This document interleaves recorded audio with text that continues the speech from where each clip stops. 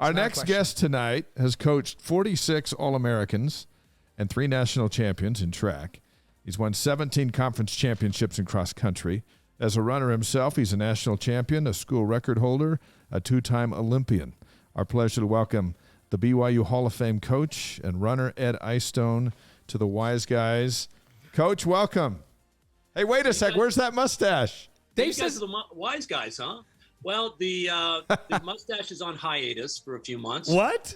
I grew out a really nice bushy one over the summer. Yeah.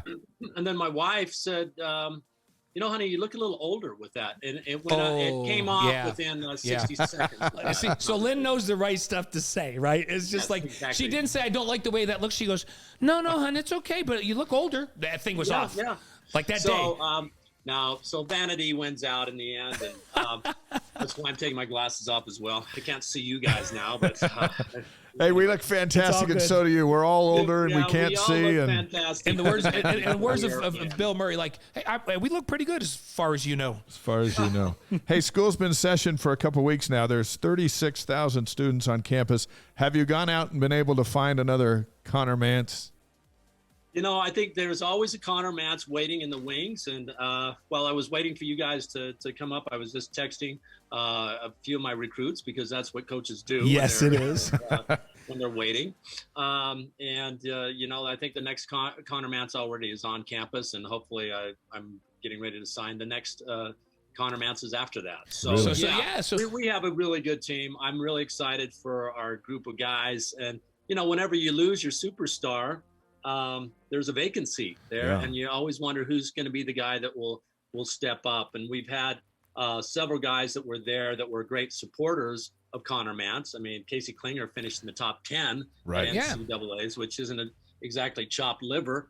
And I think he is poised to improve on his top 10 performance at the NCAA meet from last year. When you think joining him, we have a transfer who graduated from Weber State University to our north, who had been I think a couple of years back, a top 20 guy. Right. Christian Allen, right? Yeah. Christian Allen, yeah. And those two, in fact, we did a workout today, 10 by 1,000 with 60 seconds recovery. I think, Dave, you did that workout just the other day, I think. Thursday. These guys, I tell the story about how when we lived up by each other up in Layton and Kaysville, when I would be running up the road and you would say, geez, Blaine, how long have you been running? You look exhausted. And I would say, Ed, I just left the house. Why are you dogging me like this? And Ed would have just finished like 10 or 11 or 12 or whatever. He went out and ran. He was fresher than me. And I just lived around the corner, running up through his neighborhood there. Well, that was about, 20 plus years ago and 40 plus pounds ago. Hey, look, for both of us, Ed. Before we close the book on Connor, to put in perspective for Cougar Nation, I mean, this is your Jimmer Fredette, this is your Ty Detmer, this is your Tina Gunn. You just go down to Violet Zavodnik. You go to these spectacular athletes that don't come around very often. Right. And you had the good pleasure of spending a lot of time with Mantz, and you helped turn him into a 2-time national champion.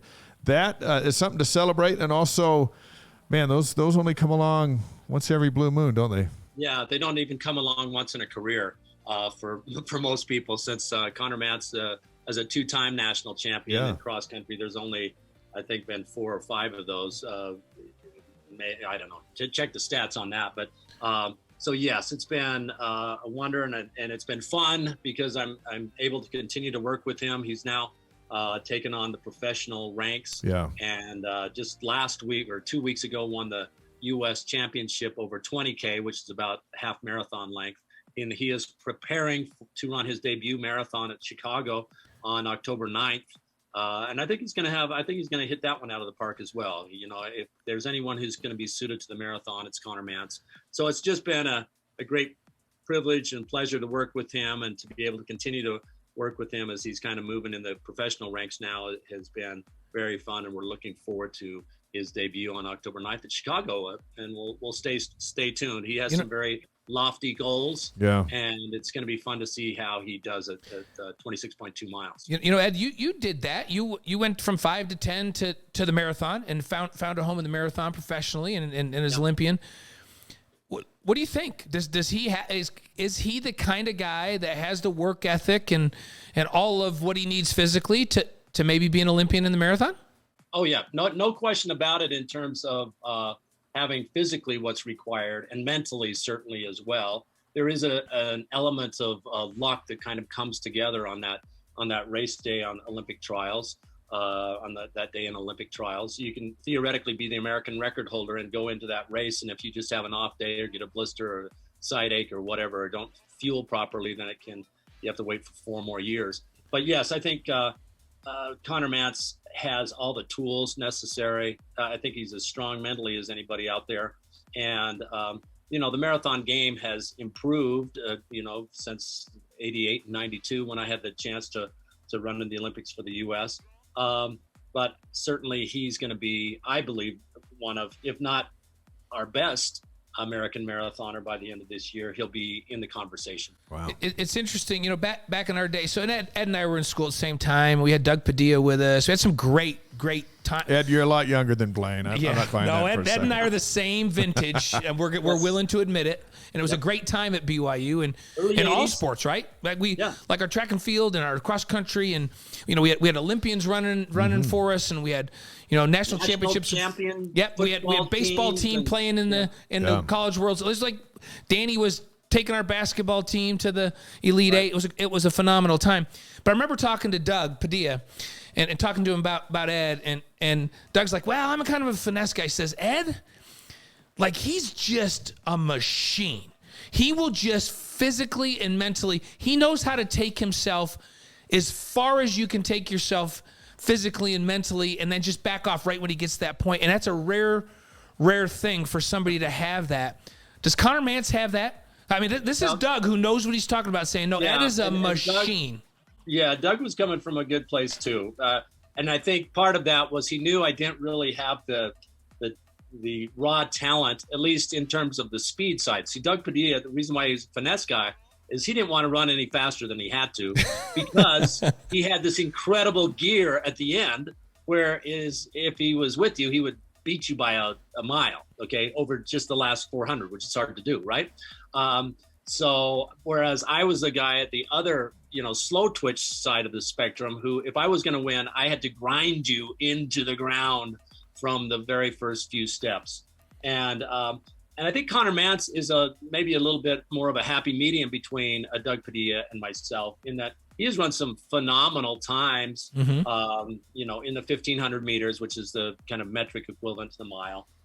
It would probably equate to about a 3:53 his time for 1,500 meters, 3:54 maybe for the mile. So he's got some really top end speed, yet he also has that kind of grit, drive, and ability to take people into what I've referred to, and it's almost become cliched at this point, into the Mantz, pain chamber, where he just enjoys seeing how hard he can push the race, and it's a survival of the fittest. Yeah, that's awesome. Ed Eyestone, BYU Cross Country Coach since 2000, track coach since 2013, on with us on the Wise Guys. Big meet Saturday in Big 12 country at Oklahoma State in the Cowboy Jamboree. On the men's side, it features 15 of the top 30, including number 1, Northern Arizona, number 2, Oklahoma State, number 3, Stanford, BYU's number 4, and number 5, Colorado. And on the women's side, the Jamboree features 10 ranked opponents, including number 3, Oklahoma State, number 3, Colorado. They're tied. Number 5, Stanford. Washington, number 6, BYU's number 7. Is this where you get a really good glimpse at what you got? Yeah, you certainly did your homework there because, the schools that are the players in the game this season are all going to be there. I don't know that everyone's going to be showing all their cards at this, and I don't know that we will either. It's early in the year. I certainly plan on running all my people. I think between now and Nationals is that Saturday before Thanksgiving, so we've got a month and a half, 2 months to go. There'll be some improvement. There'll be some shuffling, but the team is starting to take shape, and I think we'll get a chance to see how our team in this incarnation at this point in the season does against NAU and Oklahoma State on their home course. I think the reason why Oklahoma State is going to be particularly formidable is because it is on their home course, and this course is a tough one. This course is kind of the Mount Kilimanjaro or Mount Everest of the cross country courses in the NCAA. Got a lot of hills in Stillwater, Oklahoma, and they constructed a course such that it takes advantage of all of those hills. So a lot of up and down in this one. BYU clearly has established themselves under your tutelage as a national power in cross country and track. What's this transition going to be like into the Big 12? Does it matter? Like, were you a national power anyhow? Is the Big 12 going to matter? Can you compete in that league right away? Is it going to be good for the program? I think it's going to be excellent. I think it'll be a great opportunity for us. I mean, if in cross country, I mean, there's two different sports going on here, right? Actually, three if you go cross country, indoor track, and outdoor track. Right. But in cross country, excuse me, I think Diljit's women's team and my men's team over the last 6 years or so, if you would just score the national meet, us against the Big 12 schools, I think we win that 4 out of the 6 years. Oh, nice. Like yeah. So absolutely compete. So I think on cross country immediately we're going to be expected to be battling Oklahoma State. Obviously they're ranked number 2 in the nation right now, so they're ranked ahead of us. So they're a Big 12 opponent. Iowa State, who draws heavily from recruits from East Africa, have done very well at the national meet as well. So I think we'll certainly be factors, and I think Tom and the administrators are kind of hoping that we're going to be one of the team that immediately can make an impact and hopefully be one of the first teams that ends up with a conference title. So it's exciting for us. Excuse me, not that WCC has necessarily been weak sauce because we've had Portland in there, which Portland has been a perennial top 10 team as well. And fortunately, at the conference level, I think we've taken them on quite well. Over the last decade or however long it's been that we've been there. But they've always been very strong. But I think the Big 12 is going to be a little deeper in regard to that. Now, then we flip over to the track side of things. You gotta realize, especially with Texas and Oklahoma in there right now. Now they'll be gone eventually. We're not sure when exactly. But then some of the other teams that are in there are sprint powers. Okay, so excuse me. Traditionally, we're gonna have to play some chess in regard to how we're going to get the most points out of our pool of track and field athletes. But I think by emphasizing our strengths and continuing to work on those areas that will be other schools' strengths, that we can get in it and score the points necessary to again be very competitive at the indoor and the outdoor track side of things as well. One more question before Blaine hits you up for 5 super quick questions. We got our 5 super fast, just top of your head ones, but we got one more before that. Here's a tough one that you can change the world if you can explain this one. But how do you get kids to run faster? You recruit the elite players, runners in the country, and you get them in your program, and then you just need them to be a little bit faster, and they're already maxed out. How do you teach kids to run faster?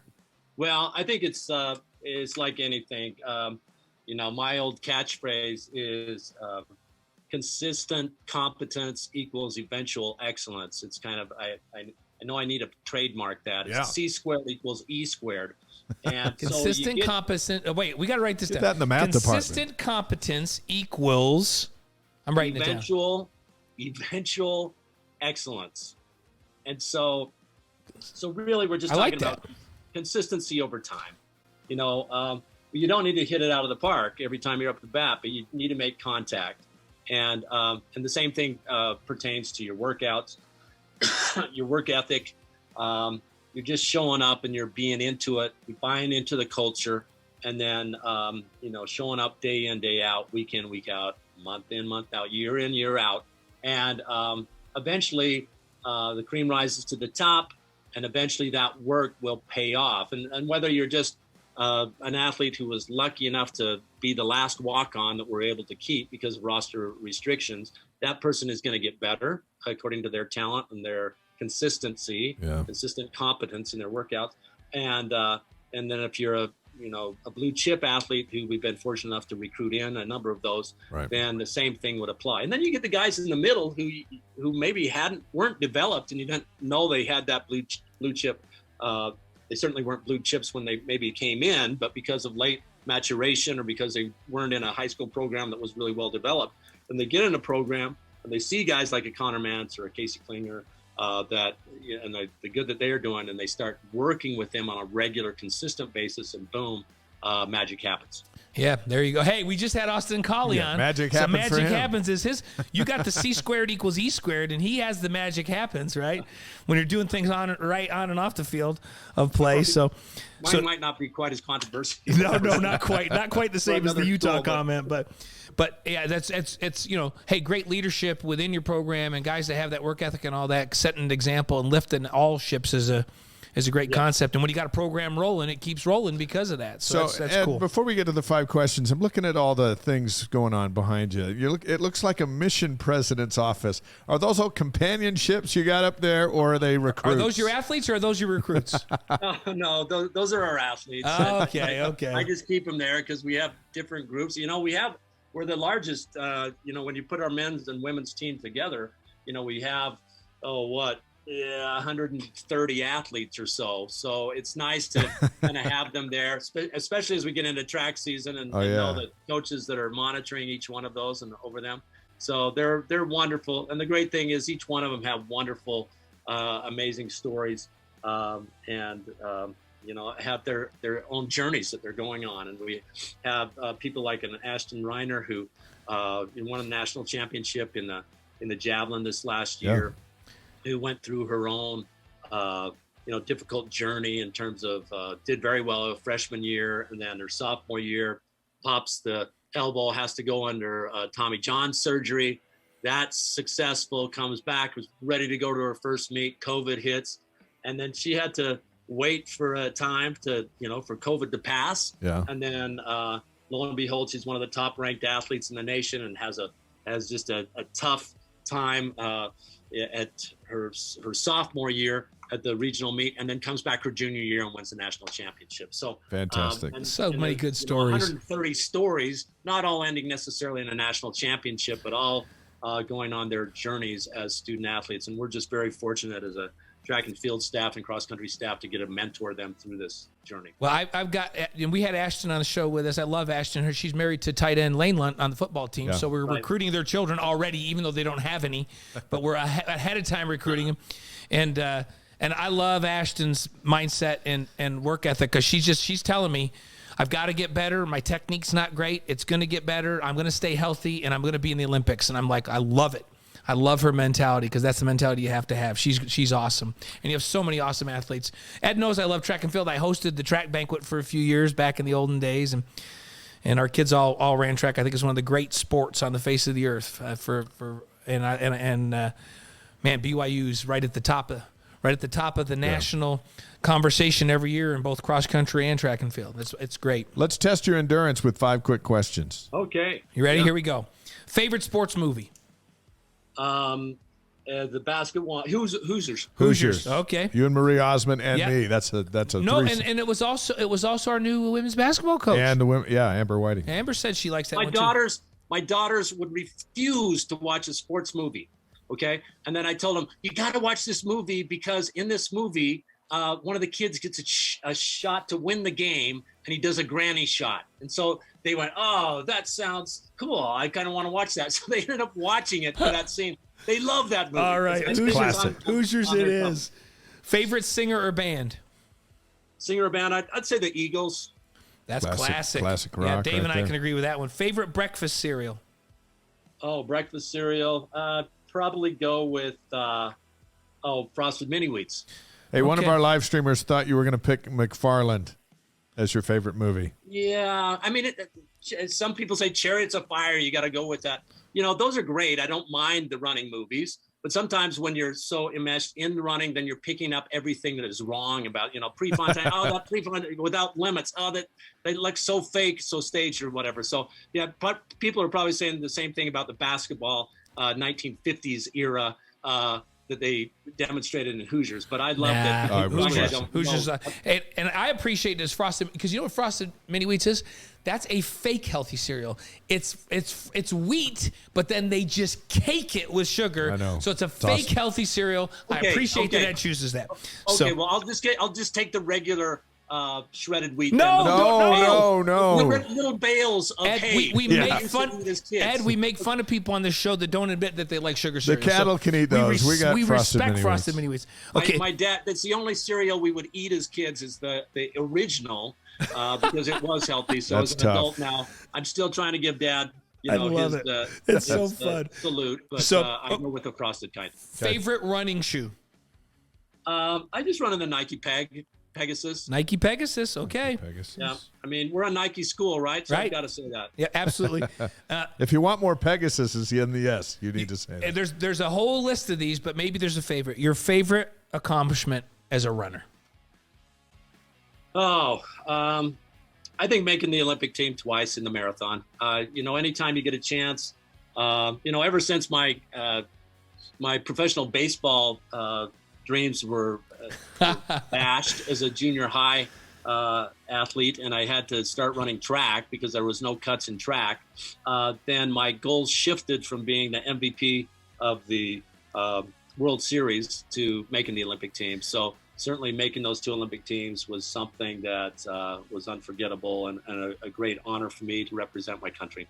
Well, BYU is fortunate to have you, and we're fortunate to have you on our show tonight. And we wish you the best of luck in Oklahoma, and we hope you'll come back on our show again. We love it, and give Lynn and the family our love. We're grateful they give us you for a little bit here and spend some time with us.